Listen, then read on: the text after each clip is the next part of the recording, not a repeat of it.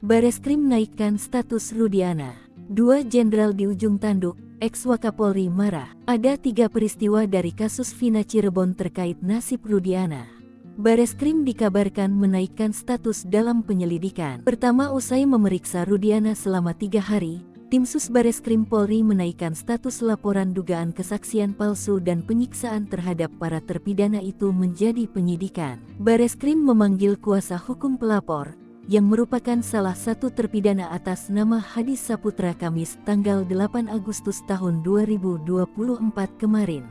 Kami penasehat hukum pelapor, Hadi Saputra dipanggil sebagai pelapor.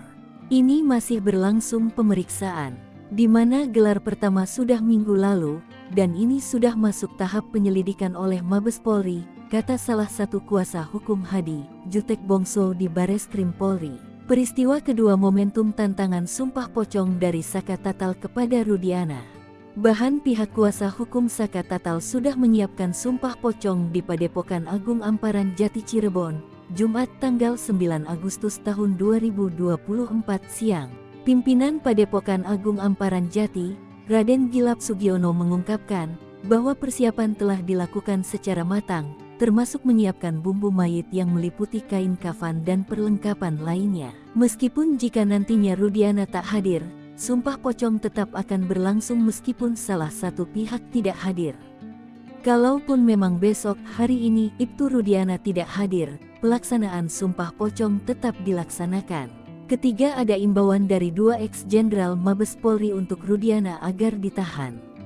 Lalu 2 mantan atasannya di Polres Kota Cirebon yang menjadi jenderal mesti diperiksa, diungkapkan ex-Wakapolri Komjen Pol Purno Groseno. Atasannya harus diperiksa, atasannya Panit, Wakasat, Kasat, Wakapolres, Kabak hingga Kapolres, ujar Ugrosenonya. Pendapat serupa juga diungkapkan ex-Kabareskrim Komjen Purn Susno Duajdi. Namun ia mengatakan, Rudiana bisa jadi hanya korban keterangan palsu. Ia menyentil adanya 2 sosok petinggi Polri yang sebenarnya ikut bertanggung jawab atas kasus Vina. Yang sangat saya sesalkan ada 2 Kapolres yang waktu itu di Polres Cirebon Kota yang sekarang sudah jenderal, ujarnya.